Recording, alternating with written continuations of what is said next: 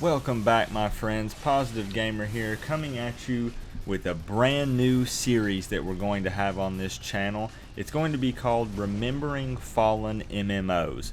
And what we're going to do is just take a look back at canceled or shut down MMOs and just reminisce on them. And we're not going to talk about why they were shut down or what was bad about it. We're just going to remember the good times and just reminisce on what we enjoyed about these MMOs. In today's episode of Remembering Fallen MMOs, we will be talking about my personal favorite Fallen MMO, City of Heroes, the MMORPG with the best character creator the world had ever seen.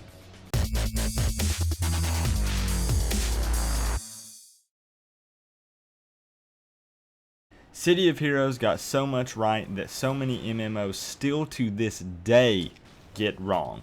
Most importantly, it was instantly fun to play. While you didn't get your super amazing movement power until level 14, you would begin the game able to jump very high or hover or run fast, and then in just a few levels in, it would improve, and level 14 was never so far away. I remember just looking forward to reaching level 14 because I knew that I was going to get that travel power, and that was going to make the game just that much more fun. To this day, honestly, there's nothing more satisfying than a perfectly timed super jump, or ripping through the streets of Steel Canyon with your super speed to meet up with your friends to do a mission. Flying and teleporting were options as well, although not as much fun when you can super jump, right? Come on, am I right? City of Heroes had a vast array of archetypes to choose from when creating your character. We're just going to go over the list naming them. You had Blaster, Brute, Corruptor, Defender, my personal favorite, Dominator, Scrapper, Stalker, Tanker, Arachnos Soldier, Arachnos Widow, Controller, Mastermind, the very kind of odd and weird Peacebringer and Warshade archetypes. Each of these archetypes had their own distinct feel and play style, and accompanied with a primary and secondary power set, every character was different. And speaking of different, have I mentioned the character creator yet? No game to this day, June 17th, 2017, has matched City of Heroes' ability to customize your online character and actually let you be different from everyone else in the game.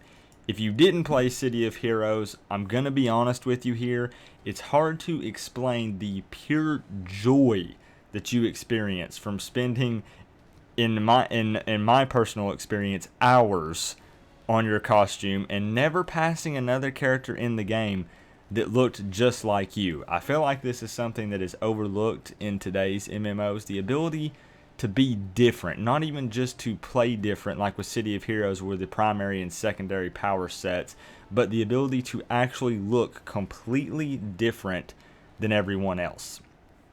City of Heroes did not drop gear from enemies and instead worked off of an enhancement system that was used to permanently improve certain aspects of your powers.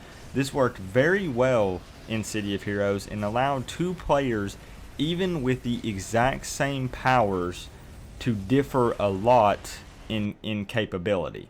City of Heroes also had a nifty little sidekick feature which allowed for characters of different levels to participate in the game together. A sidekick's experience level would be temporarily risen to be close to their partner's level, and their health and strength would be scaled to their artificial level, while any experience or influence they gained, which influence was the game's currency, was scaled to their original level. And later on, they added a reverse feature, which was known as the Exemplar. This artificially lowered the level of a higher level character, and it also removed access to powers that were unavailable at their new level, of course, to keep an even playing field there. But they earn experience at their original level, and both of these features actually work really well. And the cool thing is it made it much easier for friends to always be able to play together. You could be at the top, the level cap, and your new friends start a level 1 character, and you could exemplar and go down and actually play with your level 1 friends. So it really helped stop there being that gap there of waiting for your friend to level up to catch up with you. So it worked really well for letting friends play together always and no matter what the circumstances. One of City of Heroes' strongest features, in my opinion, was the holiday events. I'll never forget waiting with, honestly, I feel like it was hundreds of people to take down a Winter Lord that would spawn during the Christmas event. Or any of you that remember skiing around in Pocket D during the Christmas event as well. The cool thing is you could even earn holiday-themed badges by participating in the in-game events, and they had some Halloween events, and there was I recall some type of zombie apocalypse event that went around with the Halloween event as well. And I feel like no MMO to this day has captured the feeling of those holiday events that City of Heroes had. PvP was also available in City of Heroes, but overall it wasn't a very popular feature. You had the option of PvP zone combat, where an entire zone would be labeled as a PvP area, or you had arena combat.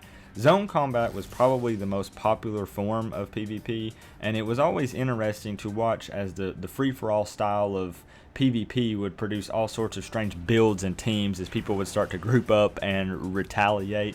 And the zones even contained various badges and temporary powers, missions, and even mini games designed to sort of maybe tempt those PvE-oriented players into the land of PvP. Or you can look at it as perhaps it was just to give PvPers something to do while waiting for the enemies to show up that they were going to destroy. And honestly, last but not least, who can forget the famous task force missions?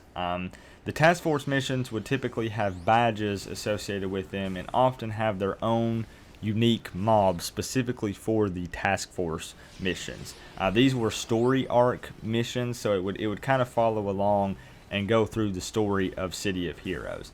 The crazy thing is, once a task force was formed, you had to continue to run that task force until you finished it or dropped from it, but the game would allow for them to be run over several play sessions. There are many stories of friends of mine who would do task force missions, and I mean, they would do these things for 5, 6, 7, 8, 10 hours sometimes at a time just to go from beginning to end. And they were also usually relatively difficult.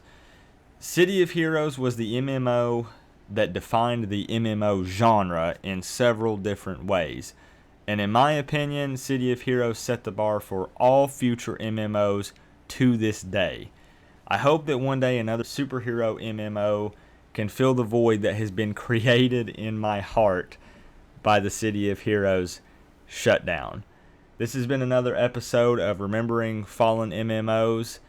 Comment below. We're going to use it as almost like an open forum for former City of Heroes players to just reminisce and talk about the game and just have a good time. Maybe you'll meet some of your former friends that you played with on City of Heroes, but just use it to comment about the game. All positivity here, guys. We're not here to talk about the negative or the bad. We're just going to talk about the positives and the fun things that we loved about our fallen MMO, City of Heroes. We will always remember you, City of Heroes. You will always be in our hearts. Always. Positive Gamer, peace out.